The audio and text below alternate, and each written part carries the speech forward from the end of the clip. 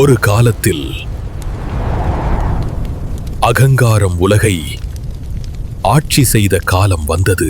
அந்த அகங்காரத்தின் உருவமே சூரபத்மன் என்ற அசுரன்.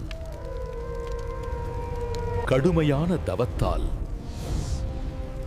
அவன் அபார வரங்களை பெற்றான். வரங்களோடும் அகங்காரமும் எல்லை தாண்டியது. தேவர்களாலும் அசுரனை எதிர்க்க முடியவில்லை.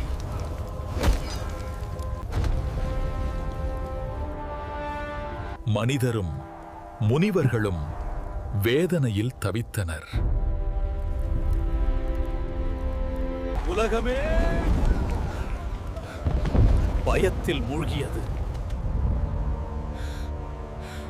தெய்வங்களே அச்சத்தில் உறைந்தன. விடை தெரியாத இருளில் இனி ஒரே வழிதான் என்று தேவர்கள் உணர்ந்தனர்.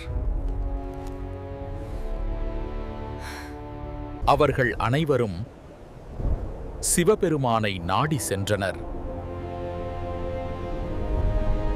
அமைதியின் உச்சியில் கைலாயம் நிலைத்திருந்தது. அமைதியின் வடிவான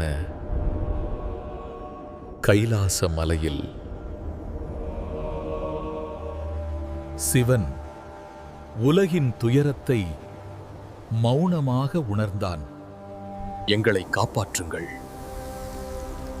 தர்மத்தை நிலைநாட்டுங்கள். அந்த மௌனமே பெரும் மாற்றத்தின் தொடர்க்கம். தீமையை அழிக்க ஒரு தெய்வீக சக்தி உருவெடுக்கத் தொடங்கியது. சிவனின் மௌனம் உடைந்தது. அதில் இருந்து சக்தி எழுந்தது. அந்த சக்தி 6 தீப்பொறிகளாக பிரிந்தது. உலகம் முழுவதும் அவை ஆகாயத்தில் பாய்ந்தன. புனித தீரங்களில் அந்த சக்தி இறங்கியது. அங்கு 6 தெய்வீக குழந்தைகள் பிறந்தன. கிருத்திகை தேவியர் அவற்றை அன்போடு அணைத்தனர். அந்த குழந்தைகள் தெய்வீக அன்பில் வளர்ந்தன. அம்மை பார்வதி தன் சக்தியை உணர்ந்தாள். அந்த பார்வையிலேயே தாய்மை பேசினது. 6 சக்திகள் ஒரே ரூபமாக இணையத் தொடங்கின. அவன் ஆறுமுகனாய் கந்தனாய் அவதரித்தான். இவர் யார் என்று தேவர்கள் வியந்தனர்.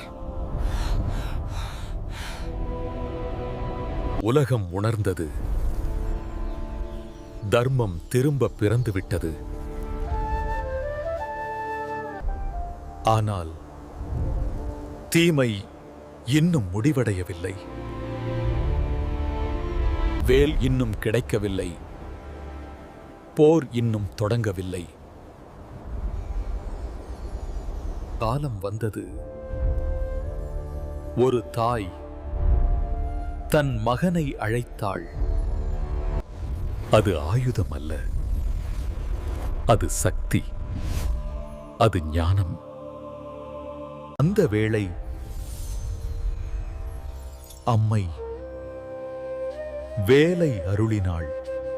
தை மாதம் பூச நட்சத்திரம் அம்மை வேல் வழங்கிய நாள். தீமையை அழி, ஆனால் கருணையை மறக்காதே. அகங்காரத்தை மிதிக்க மயில் அவனை ஏந்தியது. தர்மம் போர்க்களம் நோக்கி பயணித்தது. போர் முன் ஒரு வீரன் தன்னை அமைத்துக் கொண்டான். அசுரனும் உணர்ந்தான் முடிவு நெருங்குகிறது என்று. ஒளியும் இருளும் நேருக்கு நேர் நின்றன. அமைதி உடைந்தது. போர் தொடங்கியது.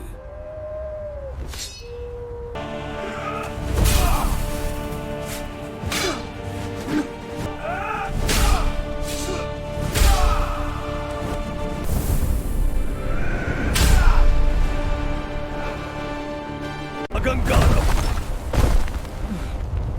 தன் பலவீனத்தை உணர்ந்தது. ஒரே வேல், ஒரே முடிவு.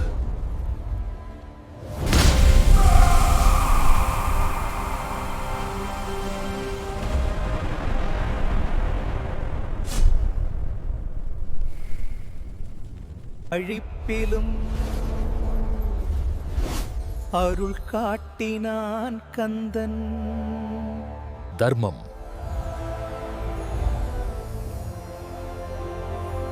மீண்டும் ஆட்சி செய்தது. அந்த நாளை நினைந்து மனிதன் நேர்த்தி செலுத்தினான். அந்த நினைவே தைப்பூசமாக மாறியது.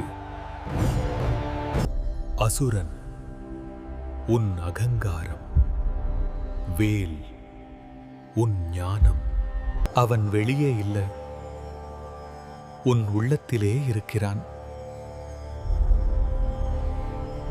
வேலுண்டு வினையில்லை, மயிலுண்டு பயமில்லை.